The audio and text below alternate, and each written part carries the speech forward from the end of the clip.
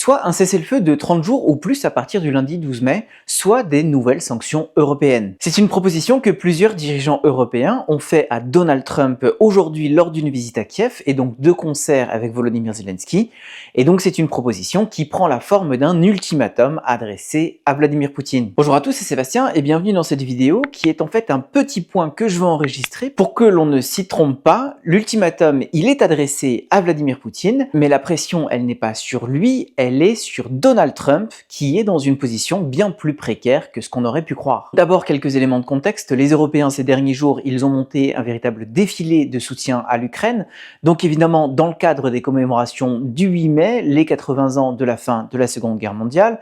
Le 9 mai, c'est la même date, mais pour les Européens de l'Est, en raison du décalage horaire en 1945. Le 9 mai, le jour de la victoire soviétique, c'est aussi une date qui est au cœur d'une intense bataille des mémoires et de toutes les instrumentalisations possibles. Je ne reviens pas là-dessus. Le 9 mai, c'est aussi le jour de l'Europe. Et donc tout ça a justifié que hier à Lviv, donc dans l'ouest de l'Ukraine, on a eu l'immense majorité des ministres des Affaires étrangères des pays de l'Union européenne pour rendre un hommage aux soldats morts à la fois pendant la Seconde Guerre mondiale, mais aussi pendant la guerre actuelle, pour participer à quelques cérémonies et notamment pour lancer un tribunal spécial pour juger les crimes de guerre depuis 2022. Ceux qui ont travaillé sur la documentation de ces crimes de guerre, par exemple la prix Nobel de la paix, Oleksandra Matviichuk, ils ont recensé déjà plus de 83 000 cas.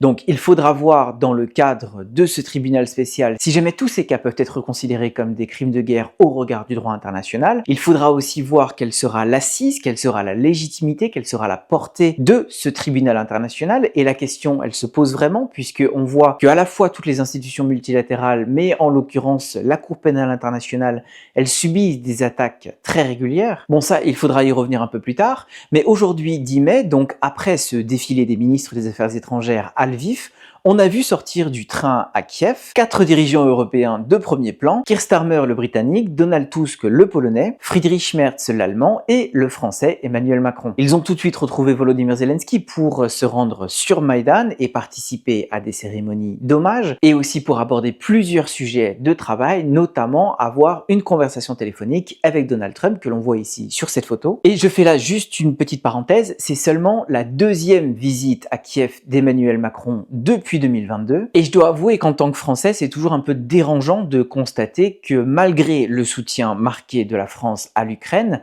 et malgré les beaux discours du président de la République, eh bien Emmanuel Macron y est quand même très peu intéressé de passer du temps à Kiev. Et là, il a clairement fallu l'impulsion de Friedrich Merz, donc qui a été élu nouveau chancelier allemand il y a quelques jours à peine, pour qu'Emmanuel Macron se greffe sur un voyage de groupe. Enfin bon, je referme la parenthèse, c'est presque anecdotique. Toujours est-il qu'au téléphone avec Donald Trump, les Européens ont proposé cette trêve de 30 jours, voire plus, à partir du lundi 12 mai, donc juste après la fin de la trêve unilatérale qui a été décidée par Vladimir Poutine pour protéger la parade à Moscou, une trêve qui n'a pas du tout été respectée sur le terrain. Et là, les Européens et les Ukrainiens, ils proposent une trêve de 30 jours, voire plus, qui doit permettre l'ouverture d'un dialogue politique. Et si la Russie n'accepte pas, les Européens procéderont au vote d'un nouveau paquet de sanctions. Bon, vous allez me dire, la belle affaire, puisque d'une part, les sanctions européennes et américaines, elles n'ont pas fait plier la Russie depuis 2022, a fortiori depuis 2014, et même si l'économie russe souffre effectivement de ces sanctions, il n'y a aucune raison que le Kremlin ou l'armée russe s'effondre à cause d'un nouveau paquet. Et d'autre part, il est relativement clair que la Russie ne va pas accepter cette proposition ou répondre à cet ultimatum. Dmitri Peskov, le porte-parole du Kremlin, a encore été très clair ce matin en répétant que tant que l'Ukraine reçoit des armes des Européens et des Américains, les Russes refusent de mettre en place un cessez-le-feu durable, et ce à quoi s'ajoutent évidemment d'autres demandes maximalistes de la part de la Russie qui équivalent à une capitulation de l'Ukraine. Et donc il est très peu probable que ce 12 mai, quoi que ce soit change, et d'ailleurs sur les réseaux sociaux ou dans les médias, les Ukrainiens sont très sceptiques, reconnaissant évidemment de l'effort diplomatique européen, mais sceptiques.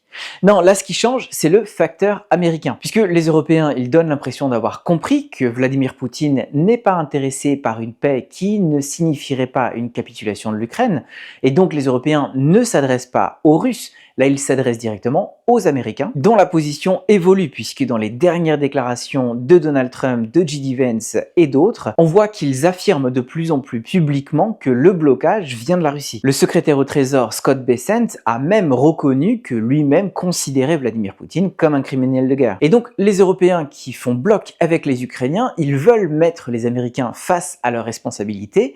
Si jamais le 12 mai il n'y a pas de cessez-le-feu durable, ce ne sera pas à cause de l'Ukraine, mais à cause de la Russie. Et il faudra alors que Washington en tire les conséquences, comme Donald Trump l'a affirmé plusieurs fois, et adopte des nouvelles sanctions contre la Russie. Parce que pour l'instant, à part des menaces isolées sur les réseaux sociaux ou dans les médias, et évidemment à part cette politique énergétique qui a conduit à un effondrement des cours du baril du pétrole sur les marchés mondiaux, et ce qui nuit évidemment à l'économie russe, pour l'instant à Washington, il n'y a aucune politique de sanctions qui n'a été annoncée. Et donc on attend de voir ce que les Américains pourraient faire. Mais il faut voir que Donald Trump, il est dans une position relativement précaire en ce moment, puisqu'il avait promis de régler la guerre à Gaza et la guerre en Ukraine en très peu de temps, et ça, on en est très loin. Et on a une succession d'articles qui font part de sa frustration. Le dernier en date, c'est cet article du Wall Street Journal qui affirme qu'en privé, Donald Trump se dit très frustré. En plus de ça, il se retrouve avec l'amorce d'une guerre entre deux puissances nucléaires, l'Inde et le Pakistan. Alors visiblement, aujourd'hui, les Américains ont négocié un cessez-le-feu annoncé par Donald Trump, mais dès ce soir, ce samedi soir, il y a eu des explosions dans une ville indienne et de graves coupures de courant dans la région du Cachemire. Et donc Donald Trump, il souffre clairement d'un manque de crédibilité. En plus de ça, il subit aussi la pression d'une partie de sa base, les républicains conservateurs, traditionnellement hostiles à la Russie, qui demandent l'adoption de mesures fortes contre Moscou. Et donc cette proposition de cessez-le-feu de 30 jours ou plus, elle est d'abord et avant tout adressée à Donald Trump pour voir s'il est suffisamment cohérent pour allier le geste à la parole.